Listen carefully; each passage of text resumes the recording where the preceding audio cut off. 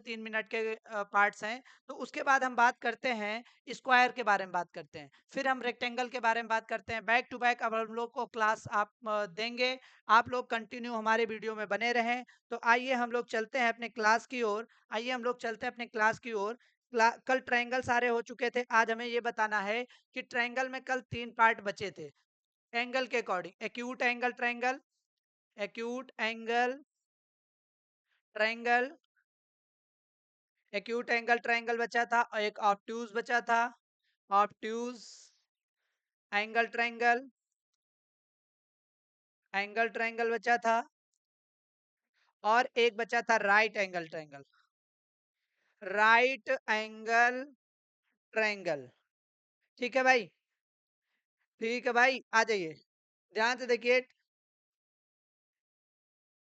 ठीक, ध्यान से देखिए बेटा।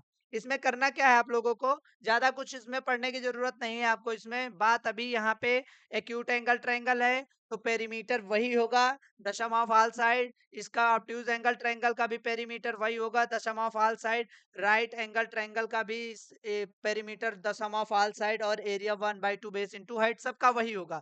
लेकिन इसमें एक थ्योरम लगती है पाइथागोरस थ्योरम। इसके बारे में ध्यान से देखो, पाइथागोरस थ्योरम क्या होती है। पाइथागोरस थ्योरम क्या होती है? पाइथागोरस थ्योरम जो होती है, ये थ्योरम बहुत ज्यादा यूज होने वाली थ्योरम है, बहुत ज्यादा हर एक टॉपिक में यूज हो जाती है। ध्यान से देखें ये थ्योरम क्या है, इसका मेन समझो। अभी छोटे बच्चे आप लोग, प्रूफिंग यहाँ पर हम आपको नहीं सारी चीजें अच्छे से बता सकते हैं, इसलिए क्योंकि आपको अभी क्लास में, बड़ी क्लास में पहुंचेंगे तो प्रूफिंग अच्छे से मिलेंगी। आपको केवल छोटी छोटी चीजें समझना है, क्या होता है क्या नहीं होता है। यहाँ पर आइए, बात यहाँ पे ट्रायंगल की मैं बात करूं। ट्रायंगल, एक राइट एंगल ट्रायंगल ड्रा कर देता हूं आपके सामने, और हमें उम्मीद है कि आप लोग एक बार में हमारी बताई हुई चीजें समझ जाएंगे। चलिए आइए ध्यान से देखें, ये आपका ट्रायंगल बन के तैयार हो गया, ए और बी और सी। ठीक, यहाँ पर ये 90 डिग्री, 90 डिग्री के सामने वाली हाइपोटेनस, हाइपोटेनस ये कभी चेंज नहीं होती है। आपके पास ये परपेंडिकुलर हो जाएगी, परपेंडिकुलर कुलर हो जाएगी। ये हो जाएगा आपका बेस, ये हो जाएगा आपका बेस। जो इंसान जिस बेस पे स्टैंड होता है, खड़ा होता है, बैठता है, उसे हम बेस बोलते हैं। क्या बोलते हैं भाई? बेस बोलते हैं। तो यहाँ पर बेस हो गई। इसकी थ्योरम क्या है, हम मैं बात करता हूँ यहाँ पे। बेस को मैंने मान लिया बी और हाइपोटेनस को एच मान लिया, और यहाँ पर मैंने बात कर लिया परपेंडिकुलर को पी मान लिया। ध्यान से देखें, हमारे पास हाइपोटेनस यहाँ पे सबसे बड़ी होगी, क्योंकि जो एंगल सबसे बड़ा होता वही उसी के अपोजिट साइड सबसे बड़ी होती है। तो यहाँ पर होता है hypotenuse square is equal to perpendicular square plus base square. ये आपकी थ्योरम होती है। याद कैसे करना, ध्यान से देखें, याद कैसे करना, ध्यान से देखें। यहाँ पर 90 डिग्री है, सम होता है 180 डिग्री, सम होता है 180 डिग्री। 90 डिग्री में एक ब्रेक हो गया और 90 डिग्री में दो लोग ब्रेक हो गए। दो लोग, यहाँ पर एक लोग हैं, यहाँ पर दो लोग हैं, दो लोग हैं, यहाँ पर एक और यहाँ पर दो लोग हैं। एक मैंने मान लिया, यहाँ पर एक और दो, दो लोग यहाँ पर हैं, एक लोग यहाँ पर हैं। इसका मतलब जो हिस्सा बट रहा है आप लोगों का, दो लोगों में जितना बट रहा वही एक लोगों में बट रहा है। 90-90 सेम बट रहा है, तो इसका मतलब 90-90 सेम बटा तो इक्वल लगा। जो सबसे ज्यादा, जिसको दो दो तरीके से, एक हमारे पास एक एक लड़का जो है वो अकेला उतना ले रहा है, और दो लड़के जो हैं दोनों मिलकर उतना ले रहे हैं। तो ध्यान से देखो, ये मान लो एच नाम का एक पर्सन था, ये पी नाम का एक पर्सन था, बी नाम का एक पर्सन था। ये तीनों भाई थे, ये तीनों भाई थे। इसमें बड़े वाले का हिस्सा इतना मिला और छोटे वाले का इतना और उस छोटे वाले का इतना। तो एक दिन लड़ाई हुई, बच्चों में लड़ाई हुई। क्या लड़ाई हुई कि मतलब हाइपोटेनस नाम का एक लड़का था, उसने लड़ाई की अपने छोटे भाइयों से। छोटे भाई दोनों मिल गए, दोनों छोटे भाई मिल गए और दोनों लड़ाई करना शुरू किए, दोनों लड़ाई करना शुरू किए। जो लड़ाई हुई, जैसे लड़ाई करना शुरू किए, तो ये दोनों छोटे भाई मिलकर और ये अकेला बड़ा भाई मिलकर लड़ाई करना शुरू किया। अब लड़ाई करना शुरू किया तो लड़ाई बराबर की हुई, तो इन लोगों ने भी अपने हथियार उठा लिए। और जब हथियार उठाए तो इसने अपने दो हथियार इन लोगों को मतलब अटैक किया, इन पर 2 बार अटैक किया। तो ये दोनों बच्चे भी इन पर 2 बार, अपने भाई पर दो दो बार अटैक किए। तो ये आपको मिल जाता है Pythagoras theorem, hypotenuse square is equal to base square perpendicular square. ये perpendicular square plus base square. तो ये आपको यहाँ पर ट्रायंगल समाप्त कर देते हैं। यहाँ पर अब आते हैं स्क्वायर के बारे में। स्क्वायर के बारे में देखिए ध्यान से, स्क्वायर स्क्वायर। चलिए आइए मेरे प्यारे बच्चों, स्क्वायर के बारे में चलते हैं, स्क्वायर के बारे में चलते हैं। आइए, आपकी स्क्रीन पे ये स्क्वायर बना, ठीक। और स्क्वायर, अब हम एक एक चीज जानेंगे इसमें कि ये ए और ये बी और ये सी और ये डी, हम इन कॉर्नर को बोलते हैं वर्टेक्स। वर्टेक्स बोलते हैं, ये भी वर्टेक्स, ये भी वर्टेक्स, ये भी वर्टेक्स। इन्हें हम साइड्स बोलते हैं। ये हमारी हैं साइड्स, 4 साइड हैं, साइड्स हैं ये हमारी सारी। और ये जो हमारे पास एंगल बनते हैं, ये सारे एंगल हैं, ये हमारे एंगल्स हैं मेरे प्यारे बच्चों, एंगल। जब ये एंगल हैं, आपने देखा कि हमारे पास 4 साइड हैं, 4 एंगल्स हैं, 4 वर्टेक्स हैं, तो हमारा बन गया एक स्क्वायर। लेकिन स्क्वायर की प्रॉपर्टी क्या है कि हमारी इनकी साइड्स क्या होंगी, सारी इक्वल होंगी। इनकी साइड्स जो होंगी सारी equal, all side are equal, all sides are equal, are equal. जो अगर हमारे पास सारी साइड इक्वल हैं, उसके बाद अपोजिट वर्टेक्स को ज्वाइन कराएंगे। ध्यान से देखे भाई, अपोजिट वर्टेक्स को ज्वाइन कराए, अपोजिट वर्टेक्स को ज्वाइन कराए तो इसे बोलते हैं डायगोनल। क्या बोलते हैं? डायगोनल। ये आपका हो गया डायगोनल, डायगोनल हो गया, ये आपका डायगोनल हो गया। तो अब डायगोनल हमारे क्या होंगे? इक्वल होंगे। तो ये हो जाएगा diagonals are, diagonals, diagonals are equal, diagonals are equal. हमारे डायगोनल भी क्या है? इक्वल है। हमारे डायगोनल भी क्या है? इक्वल हैं। अब इस बात को ध्यान से देखो, डायगोनल इक्वल और साइड इक्वल, तो अब मेरी बात समझ में आ जानी चाहिए कि ये स्क्वायर होगा, क्योंकि ऐसा ही सीन सारी साइड्स इक्वल है रोम्बस में, जो आगे हम पढ़ेंगे इसके बाद। तो ध्यान से देखें, यहाँ पर बात आती है तीसरे पॉइंट की, diagonals are equal, each angle are 90 degree, each angle, each angles, प्रत्येक एंगल जो है वो ईच एंगल्स आर 90 डिग्री। सभी एंगल्स जो है वो 90 डिग्री के हैं, सभी एंगल्स क्या हैं? 90 डिग्री के हैं।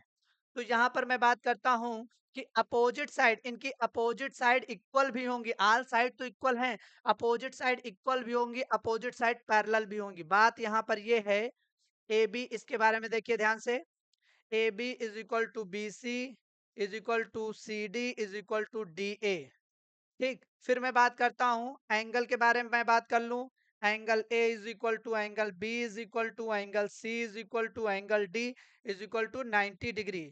मैंने मान लिया इन सभी साइड जो अगर सेम है तो मैंने ए मान लिया, इसे मैंने इसे ए मान लिया।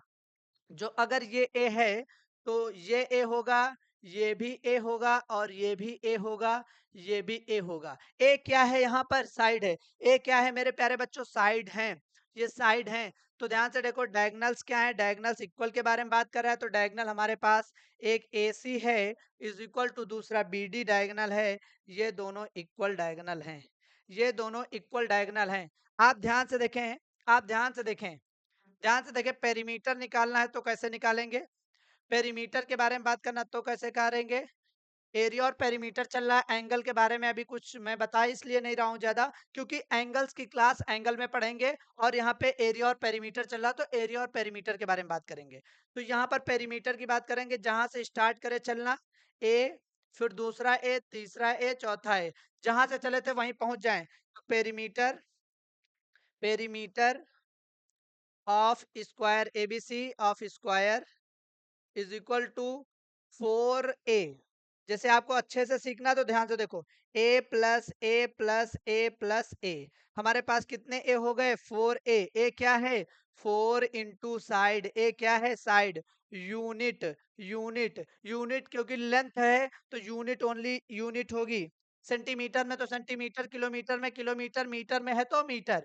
चलिए ध्यान से देख, एरिया की मैं बात करता हूँ, area, area of square, square is equal to side into side, side into side, ये भी राइट कर सकते हैं। स्क्वायर यूनिट होगा, स्क्वायर यूनिट होगा, क्योंकि दो साइड मल्टीप्लाई में है तो स्क्वायर यूनिट। इसको हम ए स्क्वायर भी कह सकते हैं, ए स्क्वायर, इसको साइड स्क्वायर भी हम कह सकते हैं। ध्यान से देखें, फिर मैं बात करता हूं यहाँ पर एक एरिया निकालने का दूसरा भी तरीका है, एरिया, एरिया ऑफ स्क्वायर।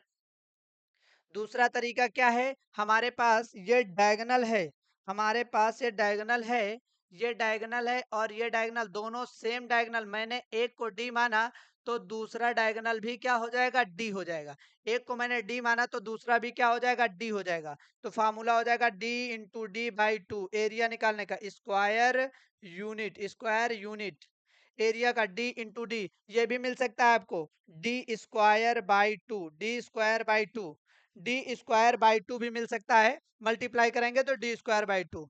फिर मैं बात करता हूँ यहाँ पर, एरिया हो गया, पेरीमीटर हो गया, फिर मैं बात करता हूँ डायगोनल के बारे में।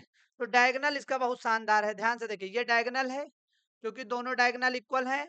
हम यहाँ से एक ट्रायंगल ले लेंगे, यहाँ से हम ट्रायंगल ले लेंगे, एक ट्रायंगल ले लेंगे, और वो ट्रायंगल क्या है, ध्यान से देखिए, ये ट्रायंगल है, ये भी ए था, ये भी ए था। मेरे प्यारे बच्चों, अभी आपको मैंने बताया था, अभी जस्ट अभी बताया था, 90 डिग्री होता है, 90 degree right angle triangle, Pythagoras theorem, इसीलिए मैं हर एक चीज पहले बता देता हूँ। आप समझिए यहाँ पर, तो हमें ये निकालना है, ये साइड निकालना है, ये साइड हाइपोटेनस है, तो मैंने इसे एक्स मान लिया, इसे मैंने एक्स मान लिया, डायगोनल है फिर भी मैंने एक्स मान लिया और पाइथागोरस थ्योरम लगा दी।